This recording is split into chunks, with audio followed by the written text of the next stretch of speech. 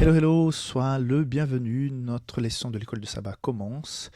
Voici la troisième semaine de ce quatrième trimestre où nous parlons de l'évangile de Jean. Nous allons cette semaine voir un petit peu l'introduction de l'évangile. On peut se demander pourquoi on ne l'a pas fait au départ. Je pense avoir une petite réponse. Je vais vous en parler tout à l'heure.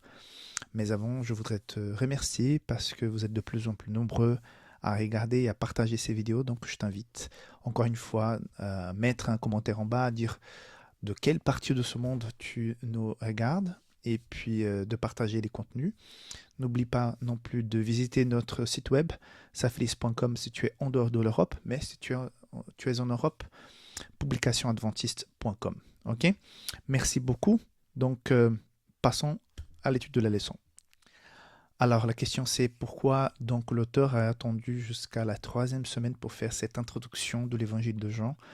Moi j'ai ma petite idée, je pense qu'il a voulu d'abord montrer l'essence, le centre de l'évangile de Jean qui est présenté Jésus en tant que Messie et l'amour qu'il a pour nous et la réponse qu'il attend de nous avec ses signes et ses rencontres qu'on va un petit peu expliquer pendant cette semaine. Donc je pense que l'auteur a voulu d'abord insister sur le thème central de ce livre avant de revenir sur son introduction. C'est un peu plus philosophique, on va parler du commencement de Dieu, de la préexistence de Jésus avant même qu'il soit le Messie. On va parler de sa mission d'être le Messie et aussi la réponse des uns et des autres. Donc les 4 premiers jours vont s'attarder d'abord sur Jean chapitre 1. Après, à partir de mercredi, nous allons un petit peu toucher d'autres thèmes qui vont donc piocher des informations plus tard dans l'évangile. Ok? Donc, pour ce sabbat après-midi, je me permets de faire une petite introduction de l'évangile de Jean pour donner un cadre pour que nous puissions comprendre ce chapitre 1. À savoir tout d'abord que l'évangile de Jean est celui qui est le plus différencié des évangiles. Nous avons donc Matthieu, Marc et Luc qui sont, on va dire, assez similaires, même s'ils ont des publics différentes, une rédaction différente, mais ils suivent plus ou moins le même schéma. Donc il y a beaucoup de sujets qui sont traités dans les trois. Mais l'évangile de Jean, comme c'est un évangile qui a été écrit tardivement, je pense que Jean a reçu cette inspiration pour écrire un peu plus large et un peu plus centré sur l'amour et la divinité de Jésus. Je pense qu'à la fin du 1er siècle, quand cet évangile a été écrit, il y avait déjà beaucoup de... Comme Jésus n'était plus là, comme beaucoup de témoins étaient déjà décédés, on a un Jean qui est âgé, puisque quand il était un disciple de Jésus, il était presque adolescent. Donc il va vivre plus longtemps. C'est d'ailleurs un des rares disciples qui a vécu aussi longtemps. La plupart des autres ont été martyrisés. Donc l'évangile de Jean va parler des signes, par exemple. Je vais expliquer plus tard qu'est-ce que sont ces signes. Il va centrer sur l'amour de Jésus.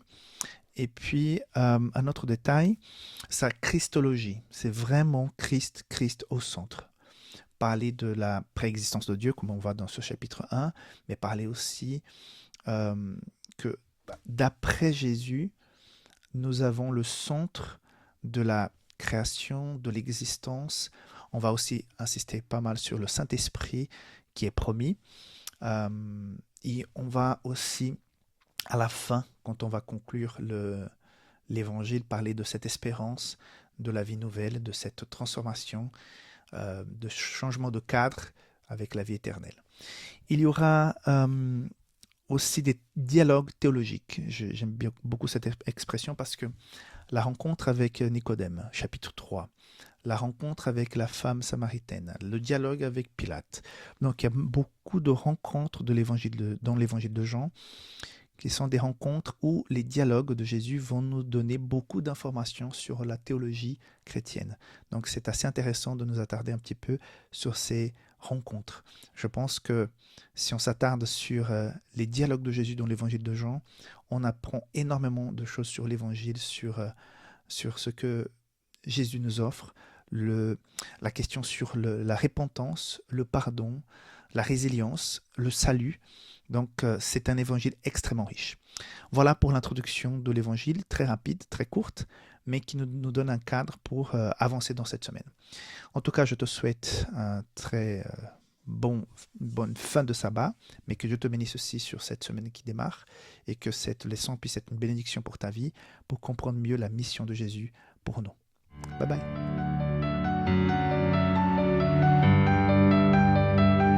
Hello les amis, bienvenue à la leçon